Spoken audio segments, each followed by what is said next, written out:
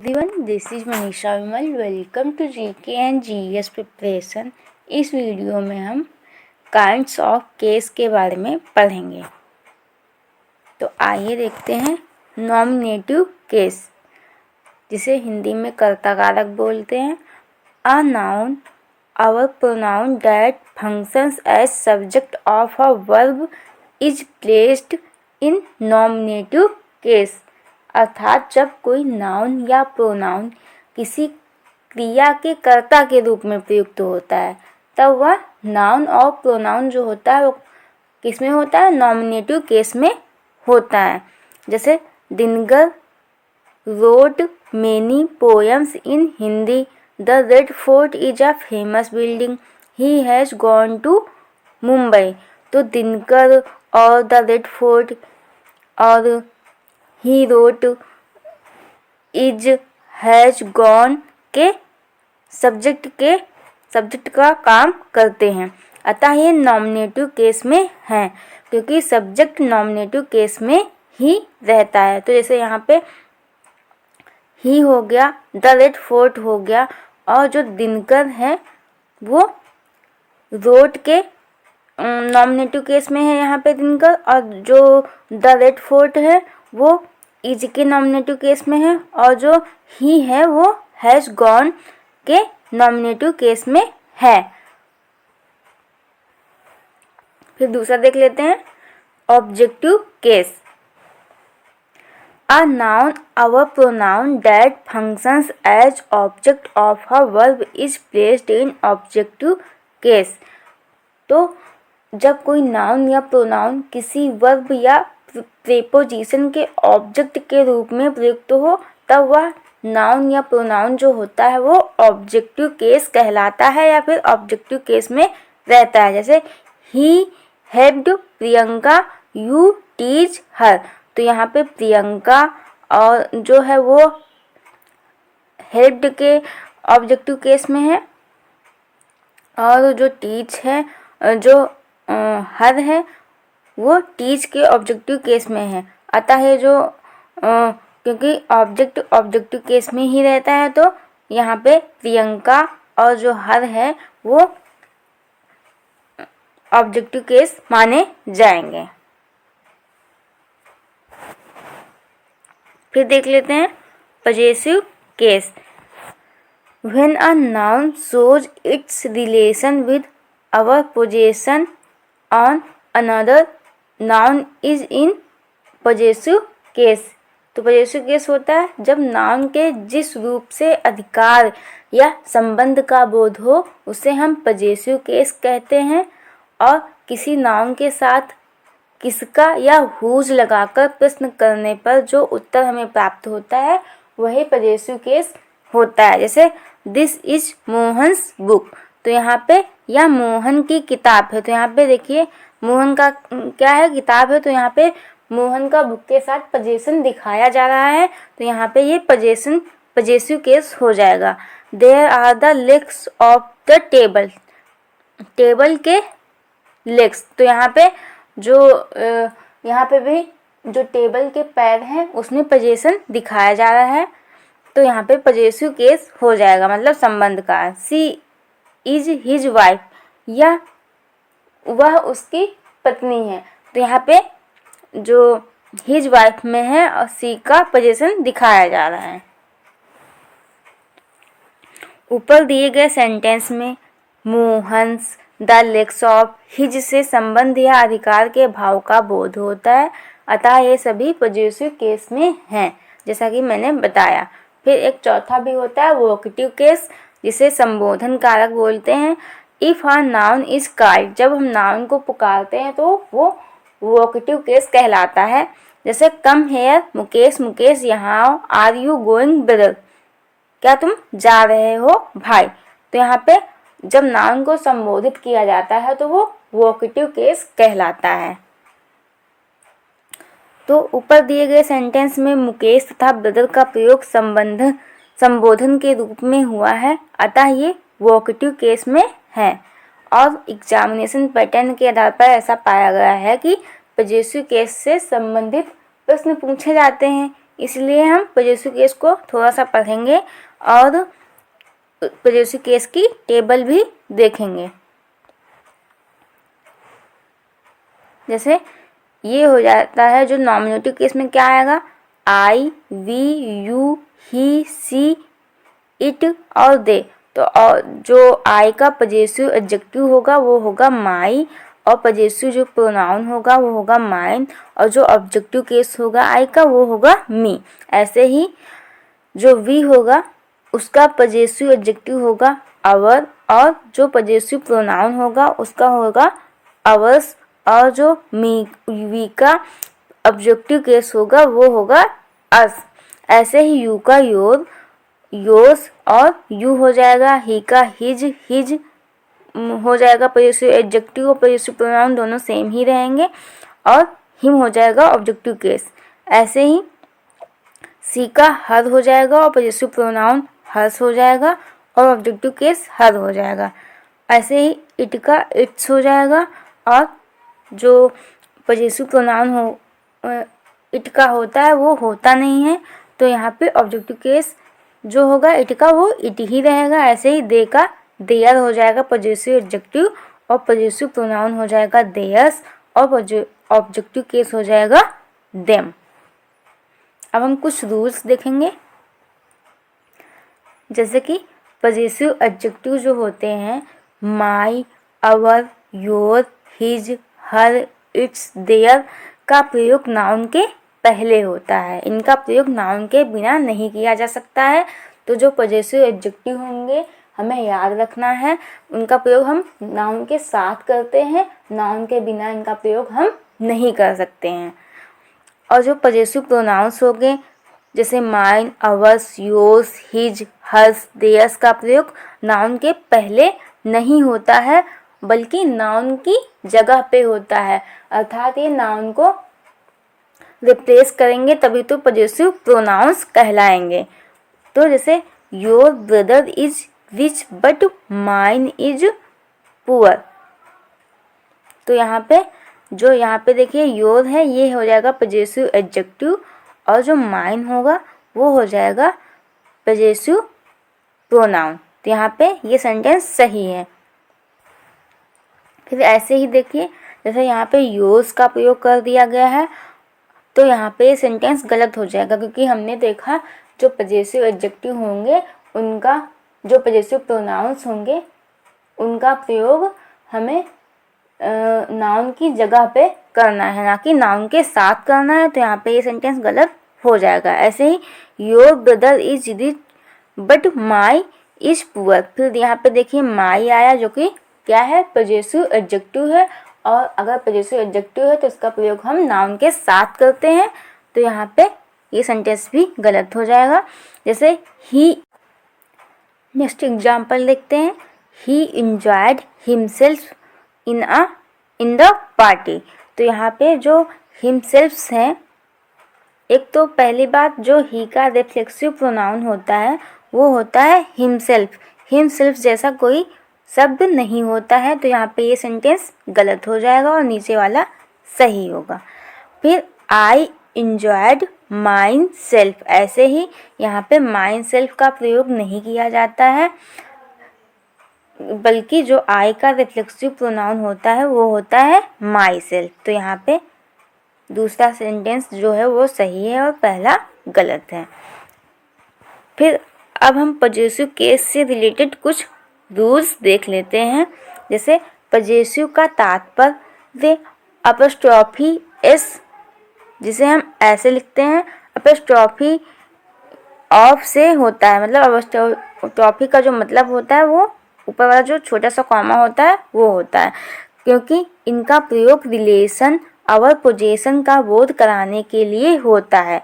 इनका अर्थ का, की, का, के, की होता है। जैसे राम्स बुक, राम की बुक, राम की पुस्तक, द बुक ऑफ राम। तो हम इसको ऐसे भी लिख सकते हैं पॉजेसिव केस में और ऐसे भी लिख सकते हैं।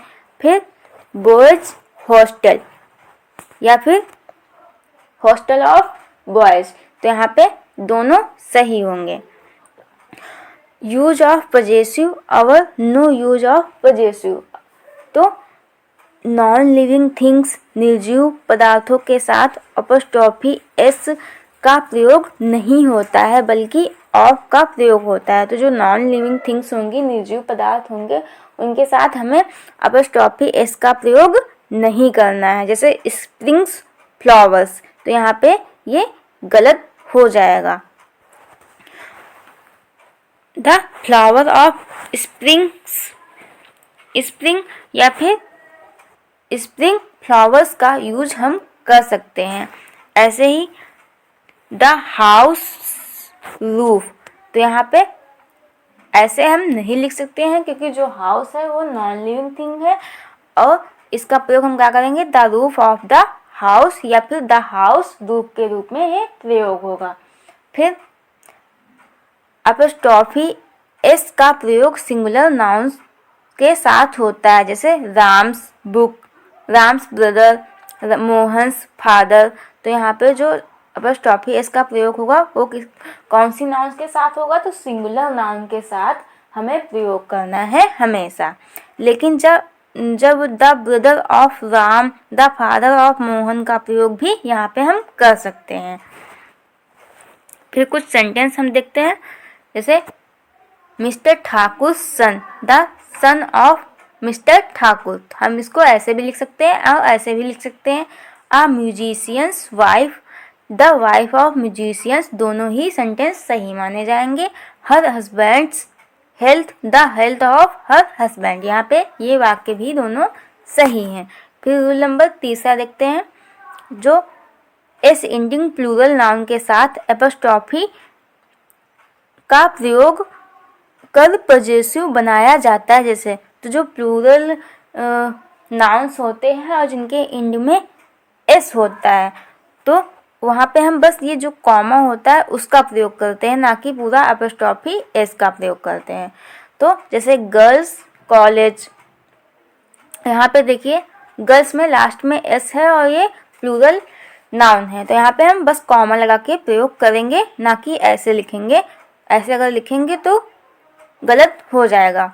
और यहाँ पे अगर गर्ल है तो बीच में मतलब अगर एपोस्ट्रोफी के साथ एस लगाएंगे तो गलत हो जाएगा। ऐसे ही ये वाला भी गलत हो जाएगा, क्योंकि गर्ल्स कॉलेज मतलब एक लड़की का कॉलेज नहीं होता है, बहुत सारी लड़कियों का कॉलेज होता है। तो यहाँ पे पहला सेंटेंस सही होगा और बाकी दोनों नीचे वाले गलत हो जाएंगे।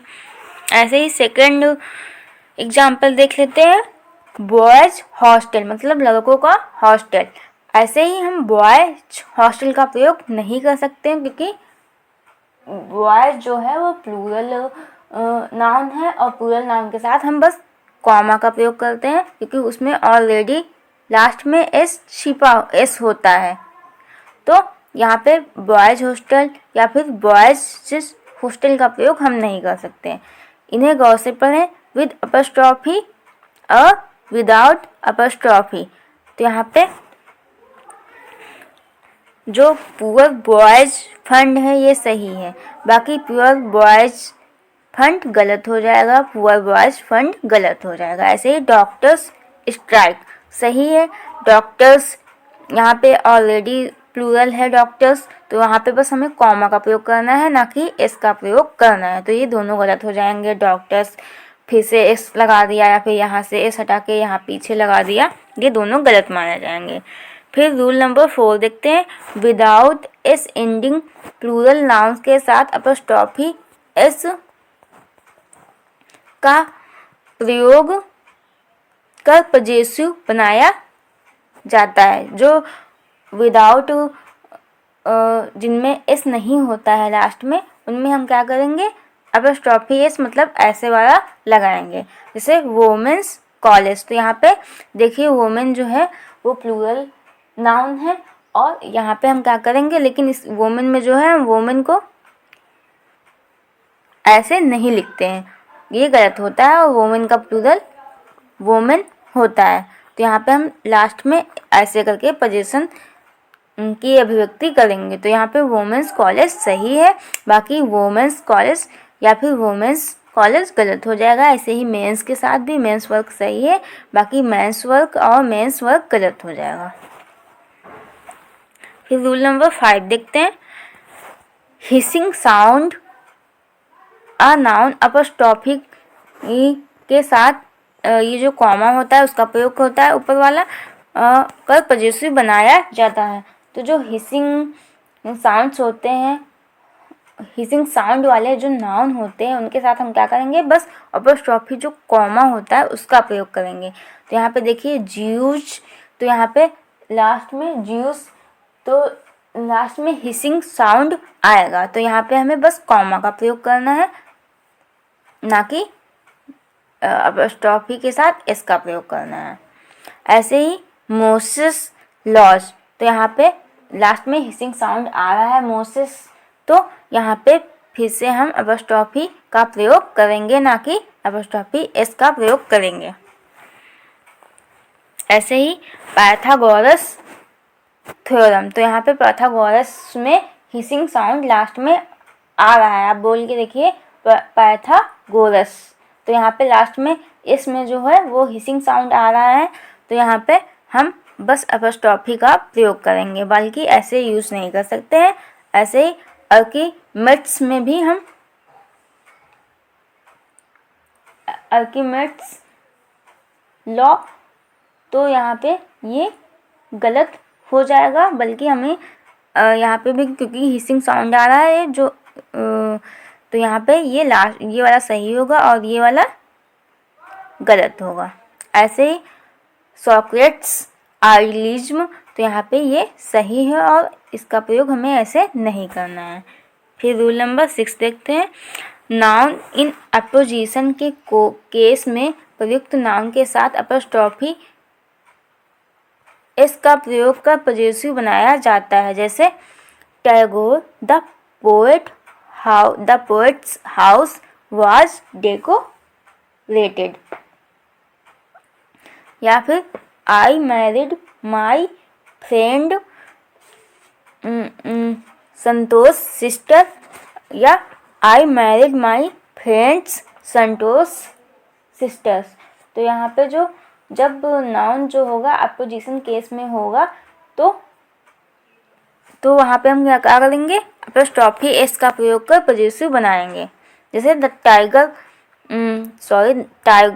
Tagore the poet's house was decorated, तो यहाँ पे ये सही है, हमने पोएट्स में अपॉस्ट्रोफी का एस लगा के पजेशन दिखा दिया। ऐसे ही I married my friend Santosh sister, मैंने अपने दोस्त की बहन से शादी की, तो यहाँ पे संतोष में हमने अपॉस्ट्रोफी एस का प्रयोग करके पजेशन दिखा दिया, बल्कि हम इसका प्रयोग ऐसे नहीं कर सकते। आई मैरिड माई फ्रेंड्स मतलब डबल हमें अपॉस्ट्रोफी का प्रयोग नहीं करना है।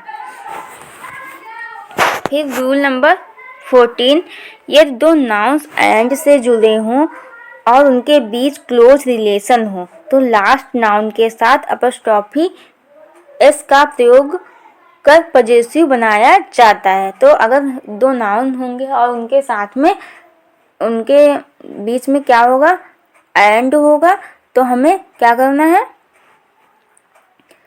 तो लास्ट वाला जो नाउन होगा उसमें हमें अपॉस्ट्रोफी इसका प्रयोग करना है। और याद रहे दोनों नाउन्स में जो हो वो क्लोज रिलेशन हो। जैसे mister Lal and brothers jewellery, तो यहाँ पे मिस्टर लाल और उनके भाई ज्वेलरी की शॉप जो भी हो, तो यहाँ पे क्लोज रिलेशन दिखाया गया है।